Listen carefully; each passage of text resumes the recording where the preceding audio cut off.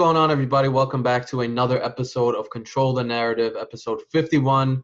We're a podcast where we control the narrative that the media creates. If you're new around here, subscribe for our weekly podcast. And if you're a returner, a subscriber, we appreciate your attention.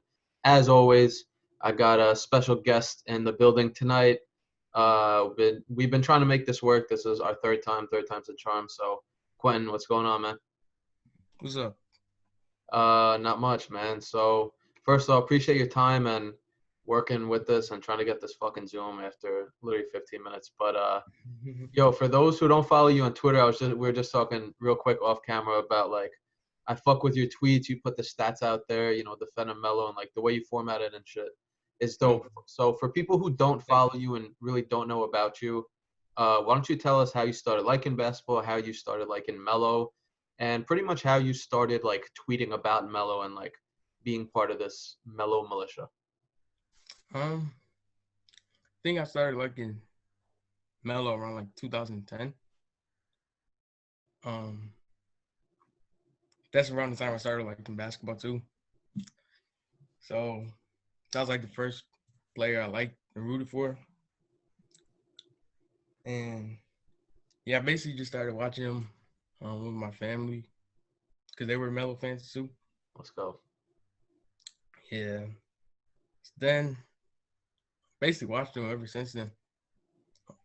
So were you a Knicks fan growing up, or is it just like you just fucked with Melo and then you just follow him? I don't really root for one team. Fair. I normally just like Melo, CP3. Dope. No, go ahead. Oh no, you go.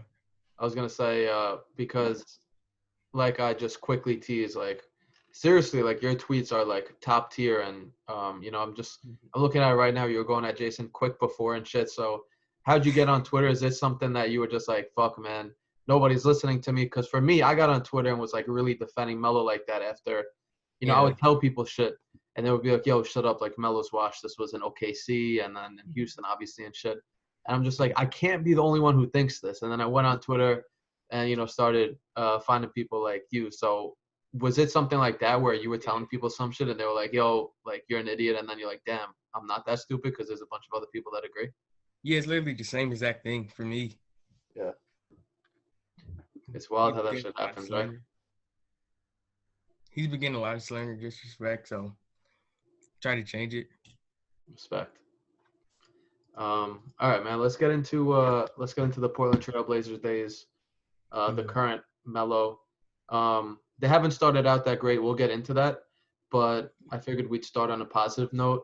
What can you say about McCollum's play this year? Like, he's probably been the best player on the Blazers so far, and again, only 6 games. But what do you think about how he's been able to sometimes single-handedly keep this team in the game?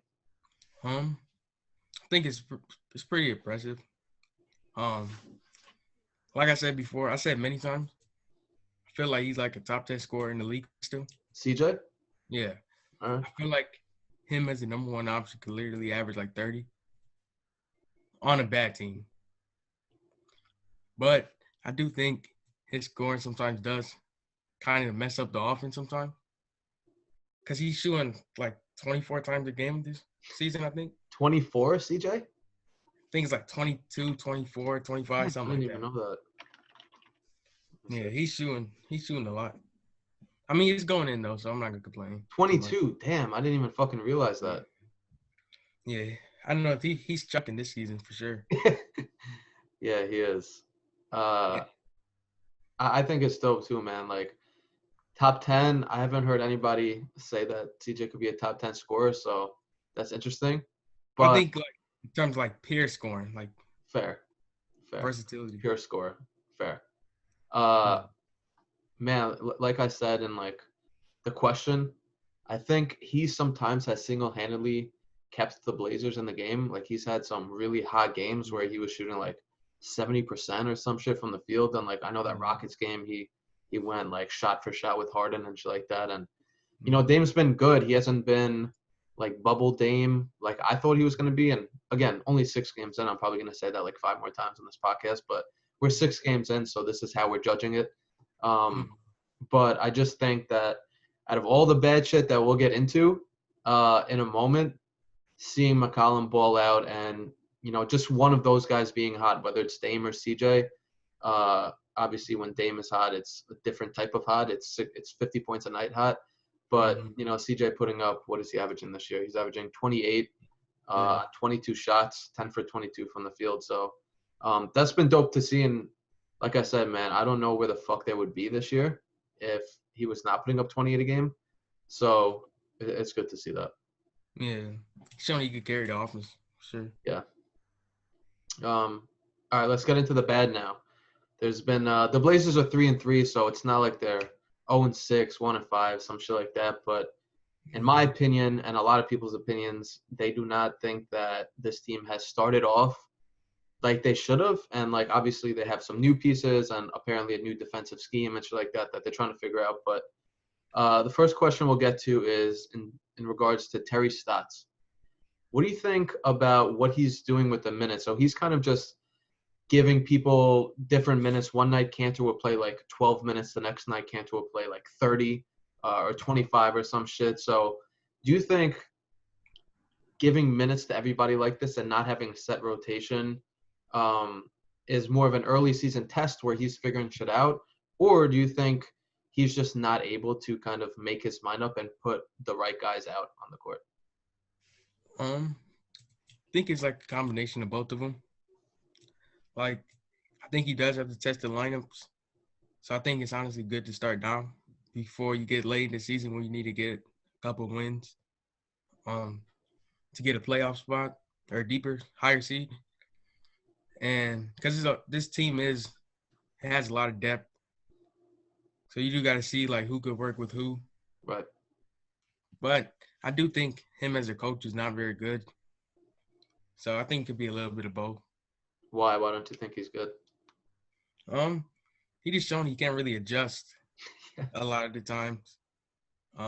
He runs players that shouldn't be running together. When it's clear and obvious, he could run with a better duo or a better 5-man lineup. So, talk on that. Are you talking about Melo and Cantor? Yeah, I think because I've seen for these last 2 years, I don't know if you noticed, but like Melo and Nurkic together on the court are actually pretty good. Yeah. Because Nurkic, his court vision for a center is actually pretty good, but Cantor's the exact opposite. Right. He gets the ball in the post, he's not gonna pass it. There was like the Blazers played the Warriors the second time yesterday where Curry scored 62, and there was literally 2 or 3 times where they gave it to Cantor and he was rolling and he had Melo wide open in the corner, like wide open, like at least 3 times. And I was texting my friend about that, and then the one time he did go to pass it, he fucking got like it stuffed in his face. I think he turned the ball over. So that, yeah, to your point, that's a pass that Nurkic probably would make. Yeah. But I'm with you on that. I think that it is early, so yes, I'd rather him feel the shit out now than game 60 or game 55, whatever the fuck the case may be. But at the same time, yeah, like how do you not see as a coach that Melo and Cantor should not be playing together at the 4-5? Like I was, and I kind of still am for not for it, but like I'm okay with the Melo coming off the bench thing. But you got to put a shot blocker at the 5, like Harry Giles, like Whiteside was last year. They had Whiteside and Nurkic in the bubble, and like it worked. Melo was starting. He was playing some minutes against the second-tier guys with the bench, and like it worked because we know Melo's not the best defender, and he's not really a rim protector like that. Cantor isn't either. And then when you have Cantor to exploit, it just doesn't work out. Like I'd rather they try to exploit Melo, because it hasn't really worked in the past. Like we could talk about that Thunder Jazz series like 3 years ago, but other than that, like I feel like Melo holds his own way better than Cantor does. And if you put a guy like Giles, I think that works. Yeah, I agree. But we'll get more into the bigs in a minute.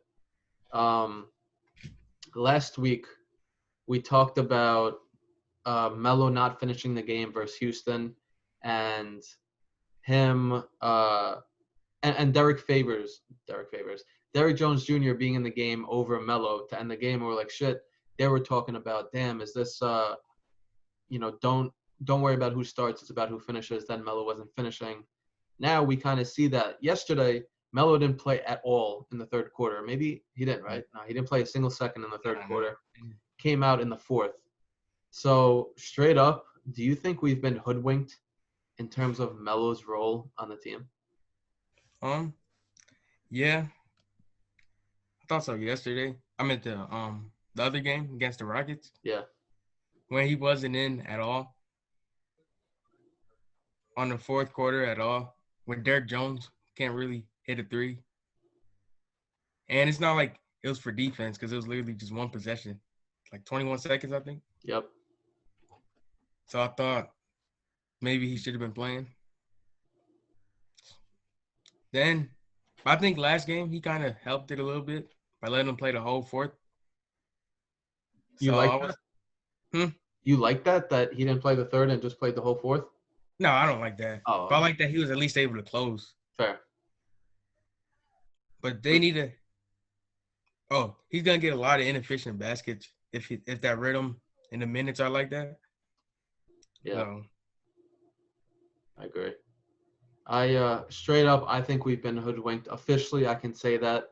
After that first game, not the first game, but that game against the Rockets, it was like, all right, let's see what's going on here. And you could just tell, man, the way they're closing halves, the way they're closing games, and just the way they look at him, I don't think they see him as, a late fourth quarter guy. And they really haven't had a ton of close games yet.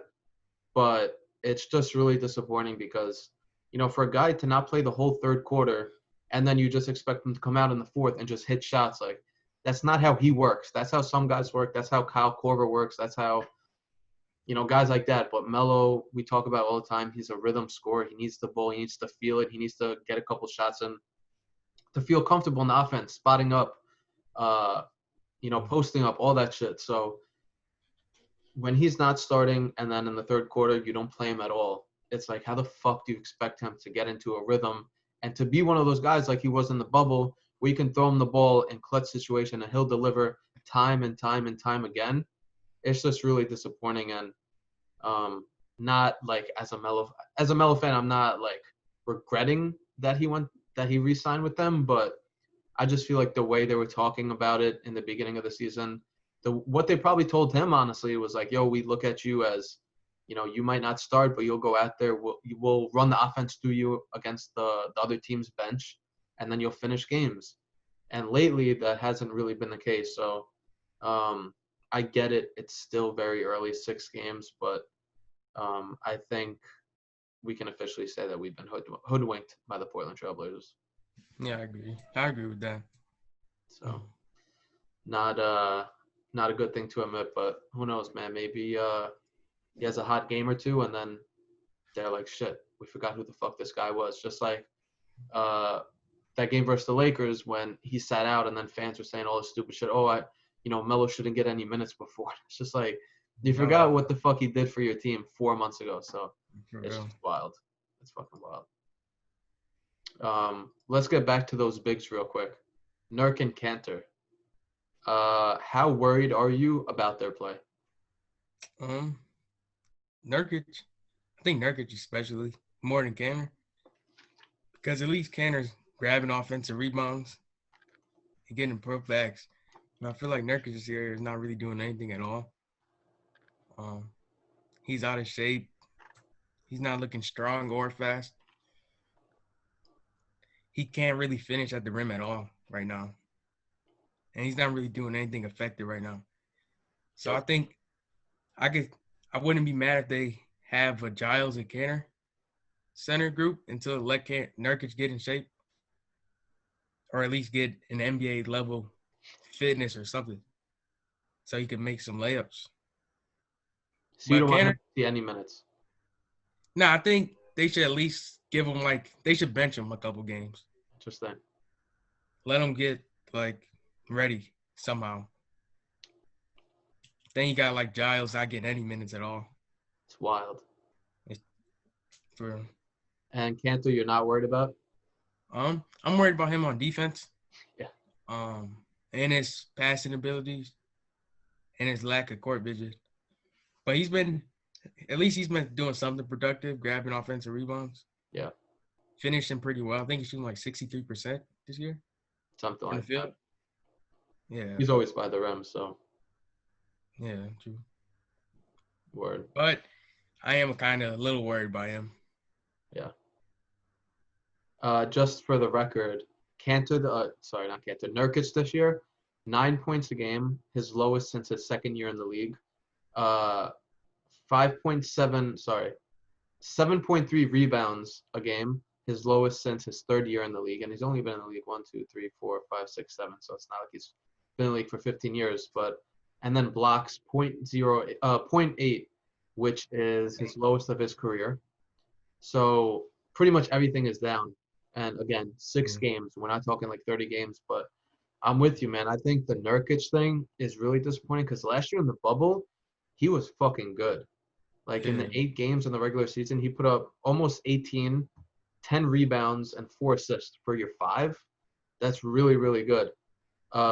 And like they were running the offense through him and shit like that. And he just has not looked like the same player this year.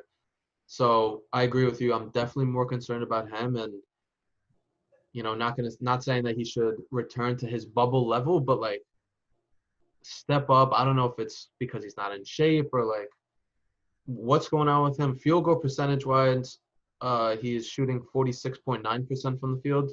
He's a 49% shooter from the field in his career. He's shooting 28% from 3. He's never really been a great 3-point shooter, but you'd like to see him hit a little bit more than that. And like, I'm not too mad at the 3-point percentage. Mm-hmm. But yeah, man, Nurkic, and then even like defensively, he's looked slow. He's looked not strong, like you said. So I'm very worried about him. And then as far as Kanter goes, I also agree with you because, we kind of knew what we were getting from him. It's not like this is a shock that he sucks on defense. Like he hasn't really fit anywhere because teams know this. Like he fucking can't defend anybody. So they know like, all right, we're just going to put him out here, get offensive rebounds, get some buckets and shit like that. But I still am also nervous about him and worried about him because when you have a guy like Harry Giles on the bench who seems like he can do a lot of good things for your team, and he's not being out there in favor of Enes Kanter, who I like Kanter. It's just when you need a defensive big next to Melo, you bring in Harry Giles and like let him play. And he hasn't shown like any crazy flashes when he's been in the game, but throw him out there for a few minutes, like see what the fuck he can do with Dame and Melo and CJ and all of them. So I'm worried, man. I think that's one of their biggest disappointments in this young season is the play of those two, for sure. Yeah, I agree. I think they got to get some more defense in their second unit. For sure. And, Gary Trent, I feel like, provides that. And I feel like he's trying to take that next step on his own. Like, he's shooting the ball a lot more than I feel like he has in the past. And I might be wrong about that in terms of field goal attempts. Like, yeah, last year he shot 7.2 shots a game. Now he's 9.5. And, like, I love Gary Trent. But I don't know. I just feel like sometimes he forces it. But anyway, let's talk about the defense there. So we talked about a little bit about everything, Melo, all those guys. If you could pick one red flag that needs to be addressed ASAP for this Blazer team, like you just talked about defense and like obviously defense, but like what specifically is it? Like the wing defenders? Is it like the bigs like Nurkic and Kanter? Like what do you think is the one thing that this Blazer team needs to fix to become like a legit winning team? I think it's their parents. For another thing that's important is their parents defensively. It's almost as if he just doesn't know like how everybody plays. And I think defensively, I think you gotta add Giles, like you said. You gotta get him in the rotation because you don't want to have Melo rim protect while guarding the 4. Because a lot of their problem was a couple of these games this year is the pick and roll. They just been abusing Kanter on the pick and roll every single game. Yeah. So I think you add Giles. Then I think I know I already talked about it a little bit, but I think you add Nurkic with Melo, obviously. Then I think you got to have Canner or Giles starting. I prefer Giles. But at least with Canner in the starting lineup, you could have him next to Covington and Derrick Jones. So you could kind of hide him defensively in a way. But yeah, definitely got to switch the second unit and the first unit up. I just think you won't win too many games with the lineups they're having. Yeah. And Stotts got to learn how to adjust. Talk about that. Because there's been times where, and he did it one time during the game. I'll give him credit in the first game versus the Warriors, where Pascal was just abusing Cantor and he took him out. And Melo was playing the 5 for like a minute or a few minutes, whatever. But like as an NBA coach, like you and I are not supposed to be seeing things that he doesn't see. Mm-hmm. And obviously he sees a bunch of shit that we do not. But I agree with you, man. I think the one red flag that needs to be addressed is just these lineups. Not necessarily the fact that he's trying a bunch of different things, because like you said, he should. Like we're early in the season, try a bunch of different shit. But there's things that like just don't make sense. Melo and Cantor are both not defensive players. Don't play them together, or like limit their time together. Like start Melo and bring Derrick Jones off the bench, who's a better defender and might help Cantor out.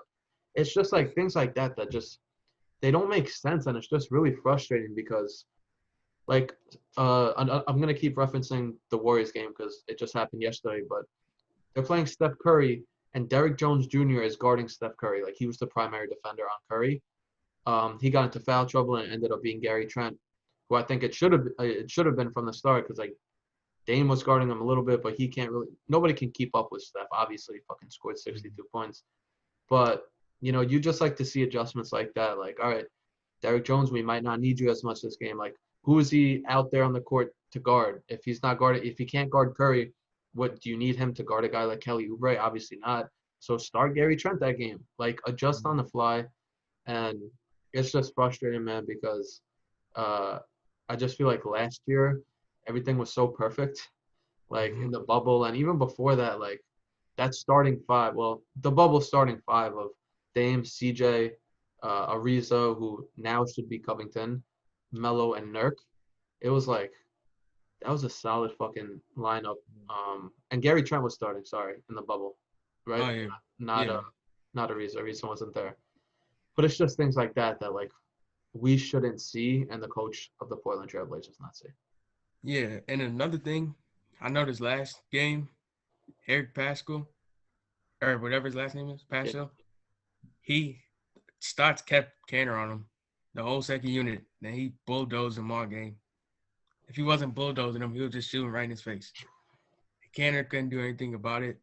Then he ended up having like 8 points in like 2 quarters. I remember that, yeah.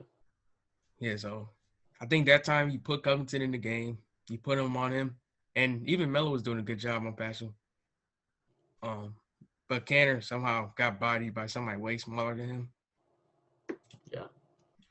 It's frustrating. Like that's a guy that Melo can guard. Like Eric Pascal isn't that quick.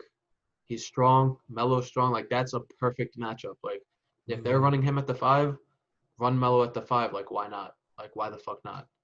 So yeah, man, it's just been really frustrating. All right, Gwen, we reached the end of this podcast here, and we always allow our guests to control a narrative. Doesn't have to be basketball related. Doesn't have to be Melo related.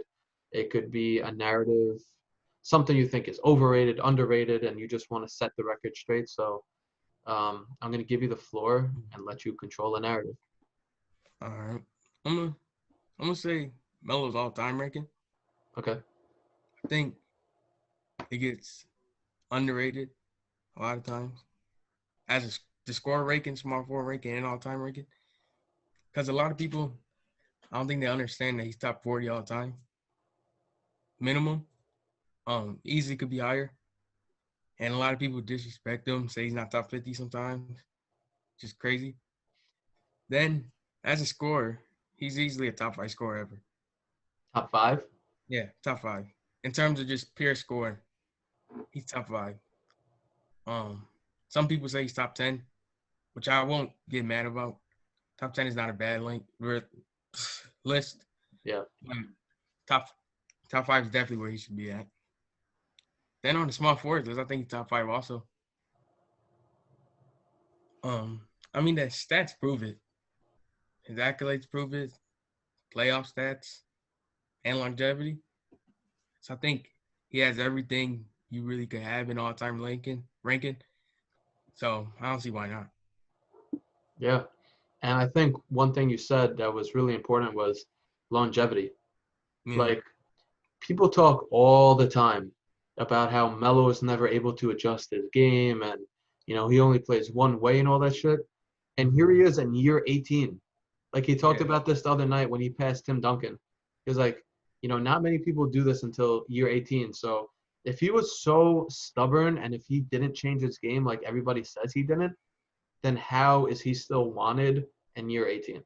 Like, how is he still productive in year 18? How is he still scoring against like some of the league's best defenders and drawing double teams in year 18 if he wasn't able to adjust his game? Like, that shit to me makes no sense. And that is just like, it's part of the narrative that gets thrown out there. Like, oh, Melo never did this. It's like, how the fuck is he still playing in year 18 if he never changed his game? Yeah. I like that longevity. I think that's a very underrated part of Melo's career. We obviously know, you know, all time how great he is in terms of scoring. Well, at least some of us do. But yeah, year 18, not many people get to play to year 18. So yeah, great. He definitely has top 5, top 10 longevity ever. Sure. For sure. Double teams in year 18. I'm gonna say that one more time.